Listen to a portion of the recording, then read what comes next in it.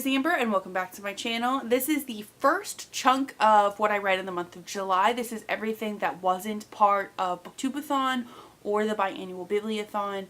If you are interested in seeing what I read for those, I will link it. The first thing I read in the month of July was A Long Way Home by Saru Brierley. I ended up picking this one up because my audiobook hold for it finally became available. Giving this 4 stars. I thought that it was really emotional and awe-inspiring. However, something kept me from giving it 5 stars. Memoirs are hard to rate, but something just kept me from giving it 5 stars, and I just can't come up with a reason, but besides, it felt like a 4 star. I read Romancing the Throne by Nadine Jolie Courtney. I ended up picking this one up because I had it out from the library and it was a debut for this year. I ended up giving this book 3 stars. I felt that it was pretty standard in the royal romance category. It was a little excessive in length, so I ended up giving it 3 stars, but I did enjoy it for what it was. Next I read Perfect Days by Rafael Montes. I picked this up from the library and oh my gosh, this is one of those books where you pick it up and you're like, I'm so glad I picked this up from the library because I don't know if I would have gotten to it otherwise. I ended up giving this book 5 stars. It had one of those endings of, did I actually read this correctly? It was super eerie and I just really loved this book, and I'm so sad I haven't gotten my own copy yet because I definitely want a copy of this book. The next book I ended up reading was The Second Mango by Shira Glassman. I was a little sad with this one. I ended up giving it 3 stars. It had been something that I had been hearing some buzz about, but the writing ended up being this book's downfall. I felt that despite the protagonist's age, it read like it was for a younger audience, and it was just not my cup of tea. But the next book I read was We Are the Ants by Sean David Hutchinson. The library had a copy available on Overdrive on audio one of my nights I was working, and I was like, screw it, let's try it. I ended up giving it 5 stars.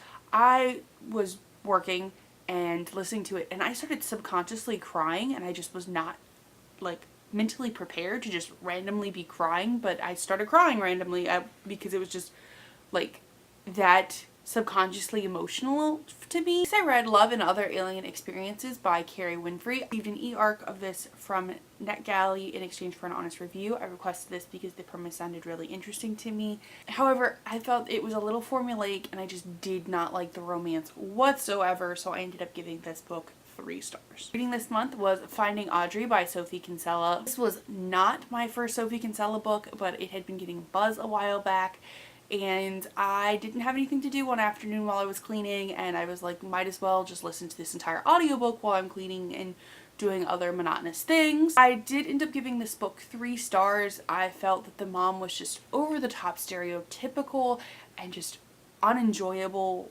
to have that as a character, and I felt that the romance was super insta-lovey and it brought it down for me. But I did end up flying through this in one sitting. I read The Confession by John Grisham. This was my first John Grisham book. I was recommended this a while back when I was looking for a legal thriller because I had been in the mood for it at that time. I ended up giving this book 4 stars. While there were times that this book left me with my mouth gaping open, there were also times where this book just felt like it was getting a little excessive in length, and it was just really like a boring part and it was just dragging. So I ended up giving this book 4 stars, but I am interested in trying another John Grisham book. Next I read The Woman in Cabin 10 by Ruth Ware. This is my second Ruth Ware book. I previously read In a Dark, Dark Woods and I didn't feel like that was anything special.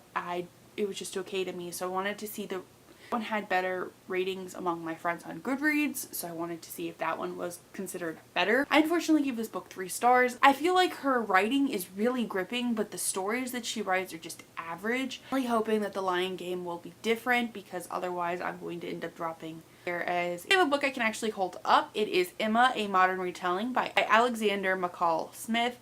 I picked this up because I had been wanting to reread Eligible, which is in the same series of Jane Austen retellings despite not being written by the same person. And unfortunately, I should have just reread Eligible. This book ended up being a 3-star letdown, and I was mentally comparing it to Eligible the whole time despite them not being by the same author. And it was a letdown for me, and I was a little disappointed. Next I read, not this entire bind up, but can we just talk about how pretty it is? I ended up reading Lost World by Michael Crichton this month after previously in another month reading Jurassic Park. I was like, might as well finish this duology because it's technically a duology up. You can definitely tell that Michael Crichton originally had not planned on writing a sequel, and I feel like that kind of was the major problem with this book, is it just didn't, it felt like a sequel that you know he didn't plan, if that makes any sense. The last thing I want to talk about is Honey So Sweet by Emu Meguru. I normally do not talk about the manga that I read in a month or the comics because there's just so many of them that I fly through, and I normally read one trade or one volume, so I don't feel the need to talk about it. However, for 6 volumes last month, I would have read volume 7, but my hold at the library hadn't come in yet, and I'm stalling on this currently because volume 8 isn't even out in America yet. And I love this so much. It's so cute. It's about a girl who basically gives her umbrella to a delinquent who then confesses his feelings for her.